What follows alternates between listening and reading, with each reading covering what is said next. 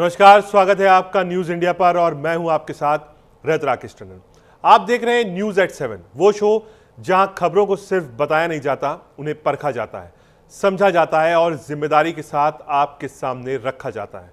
यहां खबरें शोर में नहीं डूबती सवालों में उभरती हैं। तो चलिए शुरू करते हैं। आज की सबसे बड़ी खबर क्या है। कहानी शुरू होती है त्यानजिन चीन से, जहां पहुंचे भारत के प्रधानमंत्री नरेंद्र मोदी और वहां जो हुआ वो बन गया आज की तारीख का सबसे बड़ा अंतर्राष्ट्रीय सीन। जैसे ही मोदी मंच पर पहुंचे, कैमरे, आंखें और चर्चाएं सब उनकी ओर मुड़ गए। एससीओ सिर्फ संगठन नहीं, यह है सुरक्षा, संपर्क और अवसर की नई शुरुआत। भारत के प्रधानमंत्री ने मंच से साफ कह दिया, हम आतंकवाद के खिलाफ हैं, लेकिन सबसे पहले आतंक पर दुनिया का रवैया साफ होना चाहिए। कोई दोहरा मापदंड नहीं चलेगा। और यह बात उन्होंने तब कही जब पाकिस्तान के प्रधानमंत्री शहबाज शरीफ ठीक सामने बैठे थे। कैमरे ने जूम किया, चेहरा बदला और माहौल गर्मा गया। हम आतंकवाद के खिलाफ हैं, लेकिन दोहरे रवैये के खिलाफ और भी ज्यादा हैं। सिर्फ नारे नहीं, अब निर्णायक एक्शन चाहिए। जी हां, आपने सही सुना। शंघाई सहयोग संगठन यानी एससीओ की बैठक में प्रधानमंत्री नरेंद्र मोदी ने वो कहा जो बहुत से नेता बोलने से डरते हैं। आतंकवाद का समर्थन करने वाले देशों को अब साफ शब्दों में सुनना होगा। समय बदल चुका है, अब दोहरा मापदंड नहीं चलेगा। और ये बात उन्होंने तब कही जब सामने बैठे थे पाकिस्तान के प्रधानमंत्री शहबाज शरीफ और चीन के राष्ट्रपति शी जिनपिंग। मंच पर कोई इधर उधर की बात नहीं, बस साफ और सीधा संदेश, संप्रभुता के बिना कनेक्टिविटी नहीं चलेगी। इस बीच मोदी ने एससीओ का फुल फॉर्म बताया, S for security, C for connectivity और ओ फॉर अपॉर्चुनिटी। यह सुरक्षा, संपर्क और अवसर का संगम। पर साथ में जोड़ दी शर्त, आतंकवाद पर जीरो टॉलरेंस और संप्रभुता पर कोई समझौता नहीं। अब आप ही सोचिए, क्या एससीओ जैसे मंच पर इस तरह खुलकर बोलना आसान है? शायद नहीं, पर मोदी ने बोल दिया। इस बीच उन्होंने एक और पंच लाइन दिया। उन्होंने कहा, ग्लोबल साउथ की आवाज को पुराने सिस्टम में नहीं कैद किया जा सकता। अब जमाना बदल गया है और दुनिया को भी बदलना होगा। एससीओ समिट में प्रधानमंत्री मोदी ने जो बड़ी बातें कही है वो आपको बता रहे हैं। आतंकवाद शांति की राह में बड़ा खतरा है, ये पहली बात उन्होंने कहा। अगर आप शांति चाहते हैं तो सबसे पहले आतंकवाद को खत्म करिए। आतंकी हमला हर देश को खुली चुनौती है। भारत ने आतंकवाद का दंश झेला है। पहलगांव में आतंकवाद का घिनौना रूप देखा गया है। आतंकवाद के खिलाफ भारत के कड़े कदम, जो मित्र देश साथ खड़े थे, उनका आभार है। आतंकवाद पर दोहरा रवैया नहीं चलेगा। साइबर आतंकवाद पर सख्ती बहुत जरूरी है। वर्चस्ववादी सोच किसी के हित में नहीं है। संप्रभुता और क्षेत्रीय अखंडता का सम्मान होना चाहिए। मोदी ने क्या कुछ कहा, सुनाते हैं। पिछले वर्ष कयान में हमारी बहुत ही सार्थक चर्चा हुई। हमारे संबंधों को एक सकारात्मक दिशा मिली। सीमा पर डिसएंगेजमेंट के बाद शांति और स्थिरता का माहौल बना हुआ है। हमारे स्पेशल रिप्रेजेंटेटिव्स के बीच बॉर्डर मैनेजमेंट के संबंध में सहमति बनी। कैलाश मानसरोवर यात्रा फिर से शुरू की। दोनों देशों के बीच डायरेक्ट फ्लाइट भी फिर से शुरू की जा रही है। हमारे सहयोग से दोनों देशों के 2.8 बिलियन लोगों के हित जुड़े हुए हैं। इससे पूरी मानवता के कल्याण का मार्ग भी प्रशस्त होगा। परस्पर विश्वास, सम्मान और संवेदनशीलता के आधार पर हम अपने संबंधों को आगे बढ़ाने के लिए प्रतिबद्ध है। एजेंसी चीन द्वारा एससीओ की सफल अध्यक्षता के लिए मैं आपको बहुत बहुत बधाई देता हूं। एससीओ समिट में प्रधानमंत्री मोदी का आतंकवाद पर दो टूक। प्रधानमंत्री मोदी ने आतंकवाद का जिक्र किया। आतंकवाद से किसी का भला नहीं होने वाला है। साइबर आतंकवाद पर सख्ती से काम करना होगा। आतंकवाद दुनिया के लिए एक बहुत बड़ा खतरा है। आतंकवाद हर देश, हर व्यक्ति के लिए खतरनाक है। हम आतंकवाद के हर रंग का विरोध करते हैं। पहलगांव हमला मानवता पर बड़ा हमला था। आतंकवाद के खिलाफ भारत के कड़े कदम हैं। पहलगांव हमला भारत के लिए एक बड़ी चुनौती था। भारत आतंकवाद का दंश बहुत जमाने से झेल रहा है। आतंक के खिलाफ एकजुट होना होगा। आतंक को लेकर दोहरा रवैया नहीं चलेगा। पाकिस्तान पर भारत की बड़ी कूटनीतिक जीत हुई है। एससीओ घोषणा पत्र में पहलगांव हमले का जिक्र हुआ। पहलगांव हमले की एससीओ घोषणा पत्र में निंदा की गई है। हमले के प्रायोजकों को सजा मिले, ये एससीओ के जो एक ओवरऑल स्टेटमेंट था उसमें मौजूद था। आतंकवाद के खिलाफ दुनिया भारत के साथ खड़ा हुआ है।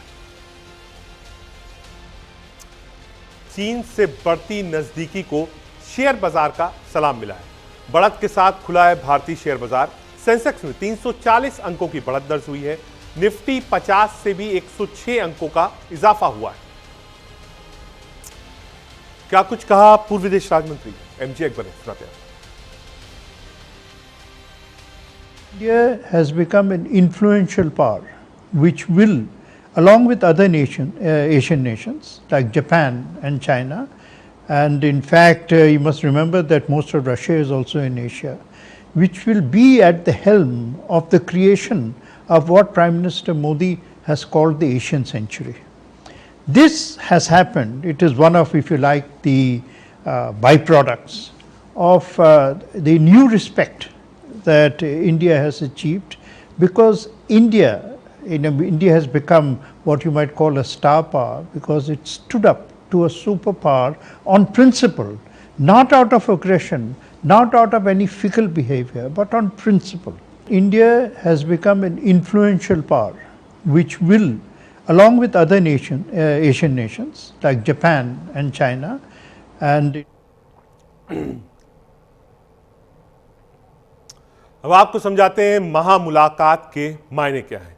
भारत चीन के रिश्तों में सुधार होगा, जो कि बीच में आप कहिए जो डिप्लोमेसी थी बिल्कुल शांत थी। हालांकि जो डिप्लोमेटिक चैनल था उसको भारत और चीन ने बंद नहीं किया था। अपने अपने जो लोग थे दोनों देशों में वो कम किए थे।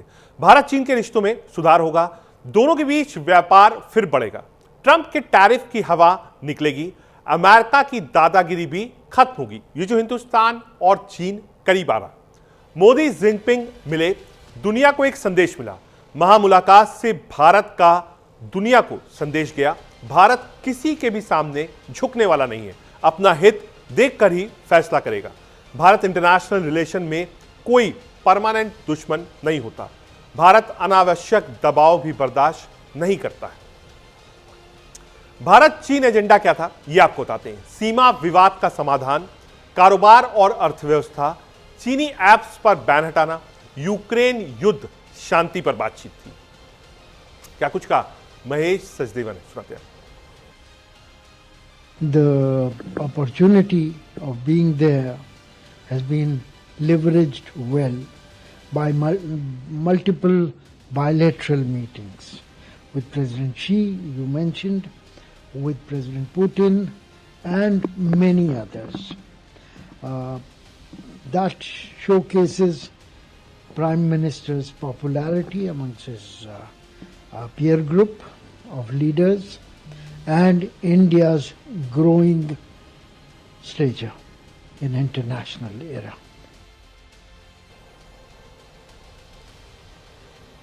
अब एक और दिलचस्प चीज आपको समझाते हैं। जब ड्रैगन और हाथी साथ आए तो दिक्कत किसको हुई, किसको आघात हुआ? चीन और भारत दो प्राचीन सभ्यताएं हैं, ग्लोबल साउथ के अहम स्तंभ हैं। दुनिया को नई दिशा देनी है। ड्रैगन और हाथ को साथ आना ही होगा।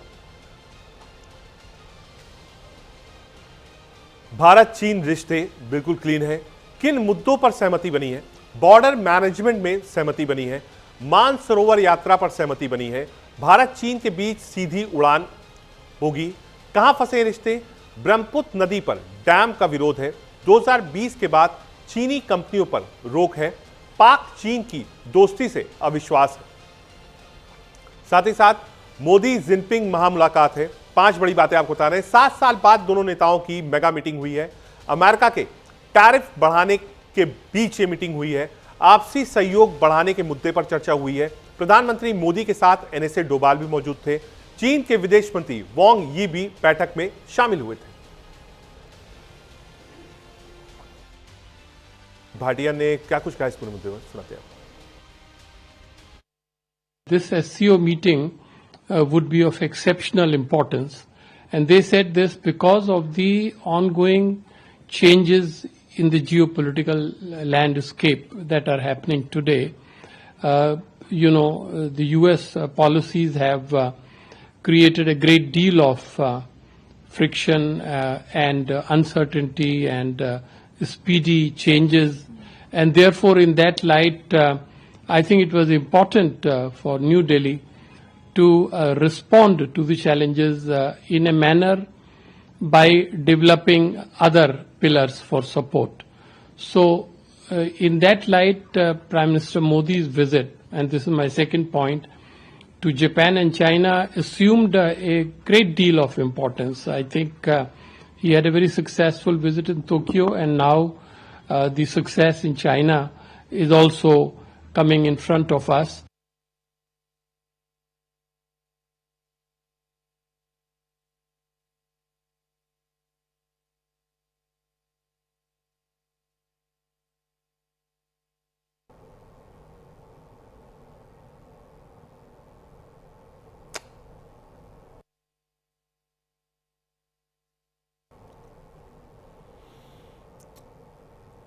चीन में मुलाकात हुई है, रिश्तों की एक नई शुरुआत हुई है। नरेंद्र मोदी पिछले साल मुलाकात से सकारात्मक दिशा मिली है।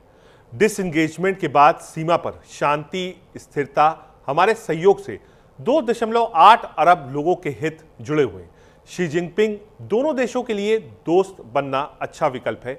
ड्रैगन और हाथी का साथ आना जरूरी है। लोगों की भलाई हमारी ऐतिहासिक जिम्मेदारी है।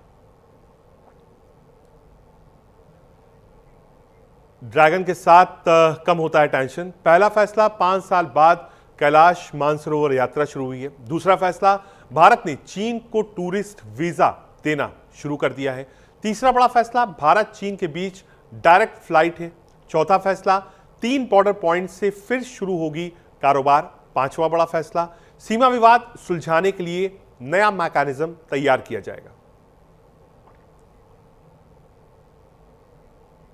मुलाकात बन गई, वर्ल्ड की हेडलाइंस बनी। न्यूयॉर्क टाइम्स ने क्या लिखा? चीन की ताकत दिखाने के लिए बैठक का इस्तेमाल हुआ। वॉशिंगटन पोस्ट क्या लिखता है? ट्रंप की टैरिफ नीति से 2 विरोधी नेता साथ आ गए। वॉल स्ट्रीट जर्नल ने क्या लिखा? दुनिया के 4 में से 3 सबसे ताकतवर नेताओं की मुलाकात हुई है।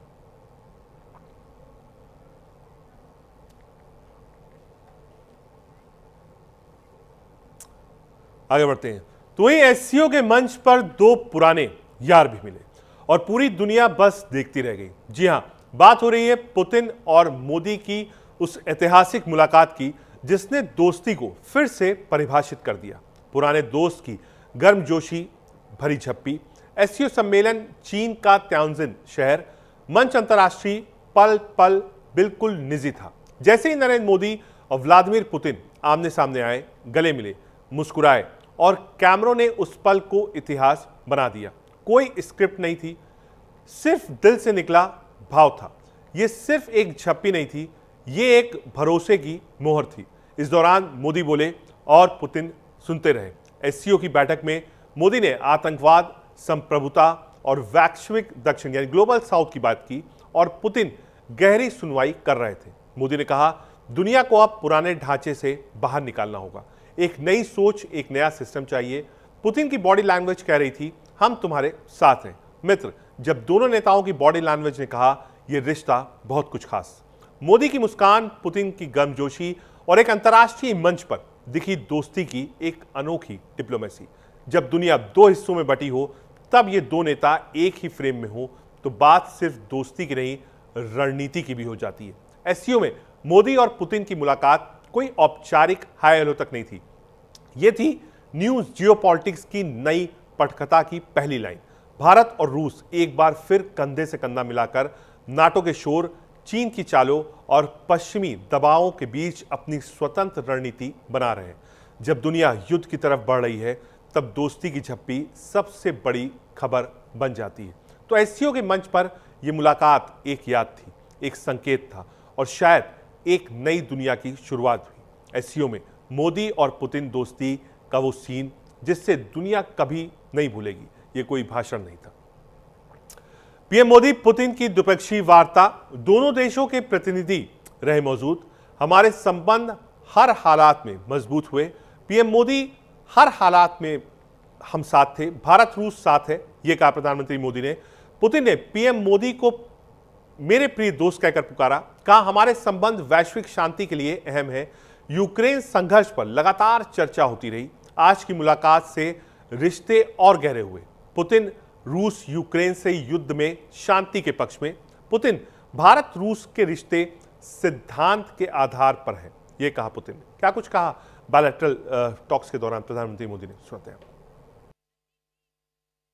एक्सेलेंसी, पिछले 24 वर्षों में एससीओ का पूरे यूरेशिया क्षेत्र की एक्सटेंडेड फैमिली को जोड़ने में बहुत महत्वपूर्ण योगदान रहा।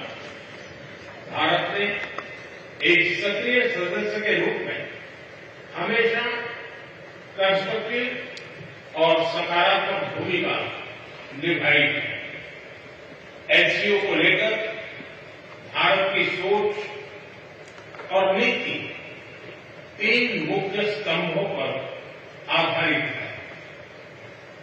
एससीओ, एस सिक्योरिटी, सी कनेक्टिविटी, ओ अपॉर्चुनिटी। मोदी पुतिन की गर्मजोशी से भरी मुलाकात हुई है। आतंकवाद संप्रभुता पर मोदी का बड़ा संदेश है। गले मिलने की तस्वीरें सोशल मीडिया पर छाई रही। भारत रूस रणनीतिक रिश्तों को नई ऊर्जा मिली है। दोनों ने दिखाया है दोस्ती और अभी जिंदा है, मजबूत भी है। चीन में मिलेगी तिगड़ी, ट्रंप की निकल गई हेकड़ी। जी हां, ये फोटो आपको दिखा रहे हैं। एक तरफ जिनपिंग है, प्रधानमंत्री मोदी है, पुतिन है और सामने ट्रंप है। चीन में मिलेगी तिकड़ी, ट्रंप की निकल गई हेकड़ी। महाशक्तियों का मिलन है, बढ़ रही है ट्रंप की जलन। टैरिफ पर ट्रंप का खेला, अमेरिका पड़ेगा अकेला। चीन में मिलेगी तिकड़ी, ट्रंप की निकल गई है हेकड़ी। चौथे सबसे बड़ी इकॉनमी, सबसे बड़ा लोकतंत्र रूस, तेल गैस का सबसे बड़ा प्लेयर, सबसे बड़ा क्षेत्रफल वाला देश चीन, दूसरी सबसे बड़ी अर्थव्यवस्था, सबसे ज्यादा आबादी वाला देश है। क्या कुछ कहा प्रधानमंत्री मोदी ने एससीओ समिट में? इनका स्वागत है। दिसंबर में हमारी 23वीं समिट के लिए 140 करोड़ भारतीय उत्सुकता पूर्वक आपका इंतजार कर रहे हैं। एक्सेलेंसी, ये हमारी special and privilege strategic partnership की गहराई और व्यापकता का परिचायक है। कठिन से कठिन परिस्थितियों में भी भारत और रूस हमेशा कंधे से कंधा मिलाकर चले हैं। हमारा करीबी सहयोग न केवल दोनों देशों के लोगों के लिए बल्कि वैश्विक शांति, स्थिरता और समृद्धि के लिए महत्वपूर्ण है। एक्सेलेंसी, यूक्रेन में चल रहे संघर्ष के विषय में हम लगातार चर्चा करते रहे हैं। हाल में किए गए शांति के सभी प्रयासों का हम स्वागत करते हैं। हम आशा करते हैं कि सभी पक्ष कंस्ट्रक्टिव और स्थायी शांति स्थापित करने का रास्ता खोजना होगा। ये पूरी मानवता की पुकार है। दिसंबर में हमारी 23वीं समिट के लिए 140 करोड़ भारतीय उत्सुकता पूर्वक आपका इंतजार कर रहे हैं। एक्सेलेंसी, ये हमारी special and privilege strategic partnership की गहराई और व्यापकता का परिचायक है। कठिन से कठिन परिस्थितियों में भी भारत और रूस हमेशा कंधे से कंधा मिलाकर चले हैं। हमारा करीबी सहयोग न केवल दोनों देशों के लोगों के लिए बल्कि वैश्विक शांति, स्थिरता और समृद्धि के लिए महत्वपूर्ण है। एक्सेलेंसी, यूक्रेन में चल रहे संघर्ष के विषय अभी एक नजर डाल लेते हैं भारत और रूस की दोस्ती पर। 1950 के दशक से शुरू हुआ ये कारवां, अनमोल रिश्ता, अंतरिक्ष रक्षा और विज्ञान में मजबूत साझेदारी, ठोस कूटनीति और रणनीतिक साझेदारी। भारत और रूस के बीच व्यापार बढ़ता रहा, बहुपक्षीय मंचों पर सहयोग बढ़ा, आधुनिक भारत रूस रिश्तों में नई ऊर्जा आई। प्रधानमंत्री नरेंद्र मोदी ने जब रूस के साथ बायलैटरल टॉक्स किए तब क्या कहा था? यानी सिक्योरिटी के संदर्भ में मैं कहना चाहता हूं कि सुरक्षा, शांति और स्थिरता किसी भी देश के विकास का आधार है, किंतु इस मार्ग में आतंकवाद, अलगाववाद और अतिवाद बड़ी चुनौतियां हैं। आतंकवाद सिर्फ किसी देश की सुरक्षा ही नहीं बल्कि पूरी मानवता के लिए एक साझा चुनौती है। कोई देश, कोई समाज, कोई नागरिक अपने आप को इससे सुरक्षित नहीं समझ सकता। इसलिए आतंकवाद से लड़ाई में भारत ने एकजुटता पर बल दिया। इसमें एससीओ रेड्स की बहुत महत्वपूर्ण भूमिका रही। इस वर्ष भारत ने जॉइंट इंफॉर्मेशन ऑपरेशन को लीड करते हुए अल कायदा और इससे जुड़े आतंकी संगठनों से लड़ने का इनिशिएटिव किया। यानी सिक्योरिटी के संदर्भ में मैं कहना चाहता हूं कि अब आपको एक आउटकम बताते हैं कि एससीओ से क्या हुआ, क्या कुछ निकला इस मंथन में। एससीओ का आउटकम क्या था? आतंकवाद पर भारत की अहम जीत हुई है। रूस ने आर्थिक एकता का दिखाया, विकास और गठजोड़ का संदेश मिला है, ग्लोबल साउथ और मानवता का संवाद हुआ है। 3-4 चीजें निकली हैं। भारत ने पूरी तरीके से पाकिस्तान को कॉर्नर किया एससीओ मीट में। प्रधानमंत्री मोदी ने सुनिश्चित किया कि जो एससीओ की आउटलाइंस हो, जो रेजोल्यूशन आए, उसमें पाकिस्तान का भले ही नाम ना हो लेकिन आतंकवाद की चर्चा हो। सारे देशों में इससे हामी भरी है। अब आगे चलते हैं। आज हम लेकर आए हैं एक ऐसा सवाल जो हर दिल में उठता है, क्या भारत इस बार चीन पर भरोसा कर सकता है? दो पड़ोसी, दो विशाल देश जिनकी जंग सिर्फ सीमा तक सीमित नहीं, यह है भरोसे की जंग। इतिहास की पटकथा कहती है, कभी दोस्त कभी दुश्मन, कभी साझेदार। चीन और भारत का रिश्ता रहा है उतार चढ़ाव से भरा। आपको बता दें 2020 का गलवान घाटी का कड़क टकराव, जब पत्थर और गोलियों की आवाजें आई तब भरोसे की दीवारें टूटी। गलवान की उस रात ने दिखा दिया कि भरोसे का सफर आसान नहीं। लेकिन एससीओ समिट में चीन का व्यवहार काफी सराहनीय दिखा। मंच पर तो एक साथ दिखे लेकिन पर्दे के पीछे क्या है ये कोई नहीं जानता। चीन पर भरोसा करना या ना करना ये कोई फिल्मी डायलॉग नहीं है, बल्कि भू राजनीतिक की बड़ी सच्चाई है।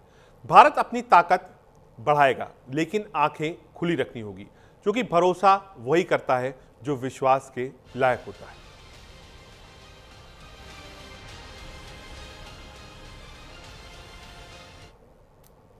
एक छोटा सा कमर्शियल ब्रेक लेना है, कहीं मत जाइए, देखते रहिए न्यूज़ इंडिया।